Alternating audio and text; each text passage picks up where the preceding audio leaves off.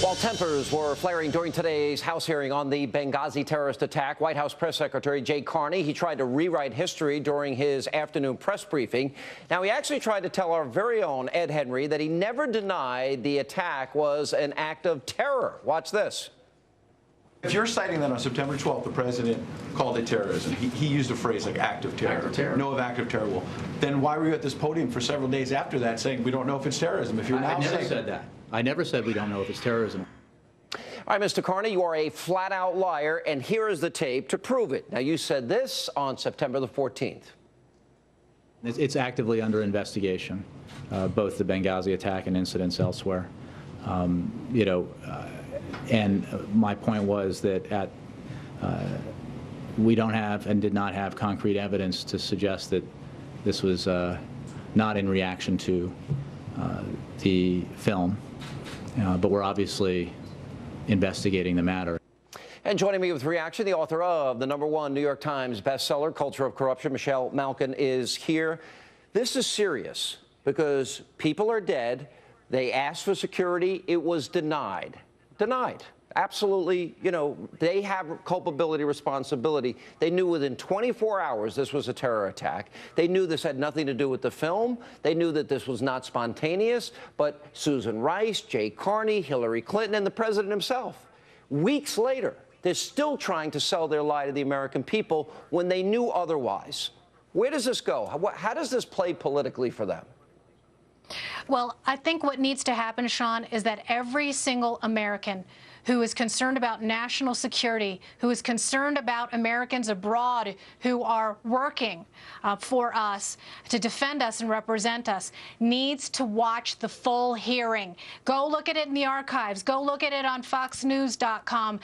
If you weren't able to watch this entire 4-hour streaming video, you need to sit down and make time to do it, because you cannot vote in November without knowing just how deep, just how malicious, and just how reckless this administration has been with the truth and with the lives of Americans who were murdered on September 11th. Yeah, well, the narrative, and we played this in the last segment, was they stuck to their lie, which is this was spontaneous.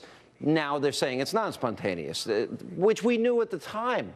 We were told by the Libyan president that wasn't true. We were told by everybody it wasn't true. And then the other part of this, it was related to this movie on July, but it had nothing to do with America or the September 11th anniversary. So I think this was all connected to the president not wanting to admit that they screwed up, and I think it's a cover-up. Tell me where I might be wrong. Of course it is. Yeah. You're absolutely right. And what you've got here is a den of lying liars and crap weasels who are all behind the scenes trying to figure out who to hang out to dry. And you saw a little bit of that maneuvering in the hearing today. But you also saw, and I think this is completely shameless from these Democrats who wag their fingers at the Republicans who are trying to get to the bottom of the truth here, grandstanding about how this is being politicized at the same time that this current administration is dragging Osama bin Laden's body all over every last swing state. And then we got an admission, and I think this was very key during the hearing, from Charlene Lamb, who is one of these State Department bureaucrats, desk jockeys in Washington, making decisions, refusing the requests on the ground from people who knew that there should be increased security. We got an admission from her that no, the decision that was ultimately made by her, by Scott Bultrowitz, by Eric Boswell, and all of these State Department career lifers had nothing to do with the budget considerations that you've got every last Democrat blaming Republicans for. Well, it's disgusting. but that's part of the hoax. That's part of the cover-up. That's part of the stonewalling. And it's also a pattern of behavior, because we saw the very same thing going on during the Fast and Furious issue.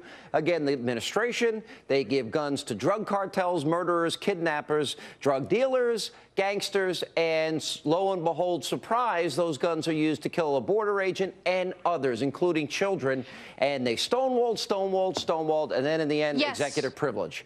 So that's right. We're going to head into this election knowing that this is their pattern of behavior. So the question is, how do we expedite getting to the truth here? Well, we've already heard what the next steps will be. Darrell Issa, the chairman of the House Government Oversight Reform Committee, mentioned that he and, yes, Elijah Cummings are going to request a classified interview with Susan Rice. And I agree with Congressman Trey Gowdy, who said we need to put Susan Rice under oath and re-ask these questions that we know, that everybody knows she lied about. I'd like to see that lying liar Jay Carney under oath as well. And they need to keep pressing for the truth here, and people need to demand it. All right, this is important, and these families and this country, we have the right to be told the truth, and especially in light of the fact that they had requests for security, they denied them, and then they knew what the truth was, and they didn't tell us the truth. Thank you, Michelle. And a salute to the whistleblowers who brought it out in the first place, once again. All right, and